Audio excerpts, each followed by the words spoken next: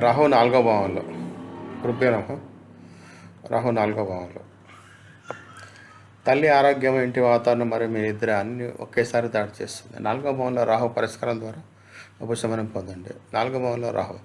4వ భావంలో రాహు ఉంటే వ్యక్తి జీవితంలో వేగవంతమైన మార్పులు, ఇంటి వాతావరణం మారడం, తల్లి ఆరోగ్యము, ఆస్తి సంబంధించిన లాభాలు, నష్టాలు మరియు మనసులో అస్థిరత వంటి ప్రభావాలు కనిపిస్తాయి. సరైన చర్యలు మరియు ప్రశాంతమైన ఇంటి వాతావరణం సృష్టించడం ద్వారా రాహు యొక్క ప్రతికూల ప్రభావం చాలా తగ్గించుకోవచ్చు. జాతకంలో 4వ భావం వ్యక్తి యొక్క పురాదిగా పరిగణించబడుతుంది. ఇక్కడ నుండి ఇల్లు, కుటుంబం యొక్క వాతావరణం, తల్లి సుఖము, ఆస్తి, వాహనాలు మరియు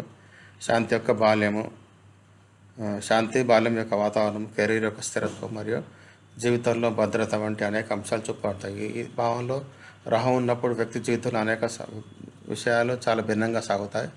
రాహు స్వయంగా భ్రమ, వేగవంతమైన మార్పు మరియు హఠాత్తుగా అవకాశాలు, కొత్త ఆలోచన మరియు నియంత్రణ లేని కోరికలు తెచ్చే గ్రహం.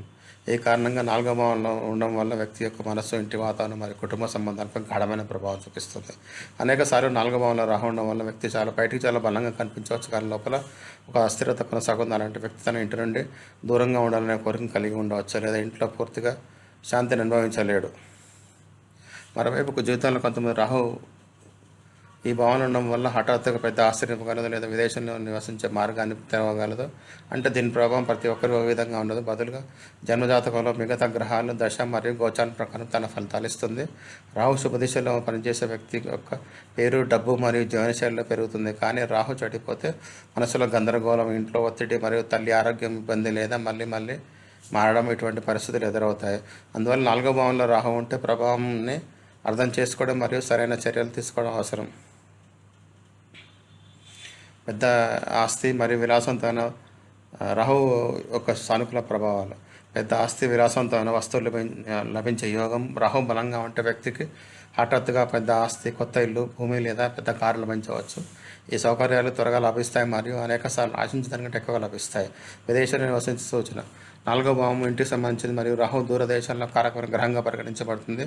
ఈ కారణంగా అలాంటి వ్యక్తులు విదేశంలో చదువు, ఉద్యోగం లేదా నివసించడానికి మంచి అవకాశాలు లభించవచ్చు.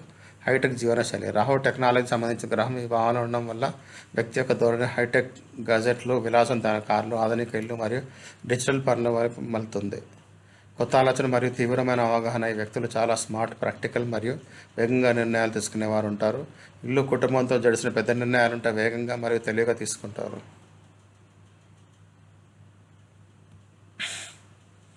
4వ భావంలో రాహు యొక్క ప్రతికూల ప్రభావాలు. ఇంట్లో ఒత్తిడి లేదా మారుతున్న వాతావరణం. ఇంటి వాతావరణం చాలా త్వరగా మారవచ్చు, కొన్నిసార్లు సానుకూలంగా లభించవచ్చు, కొన్నిసార్లు హఠాత్తుగా ఒత్తిడి పెరగవచ్చు. తల్లి ఆరోగ్యంలో ఇబ్బందులు. తల్లితో దూరము, ఆరోగ్యం సంబంధించిన ఇబ్బంది లేదా పరస్పరంగా తప్పుగా అర్థం చేసుకొని కనిపించవచ్చు. మనసులో అస్థిరత. మనసు పూర్తిగా ప్రశాంతంగా ఉండదు.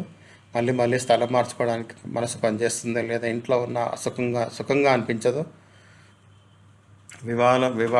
వివాదాలు లేదా కోర్టు కచేరీ యోగాలు.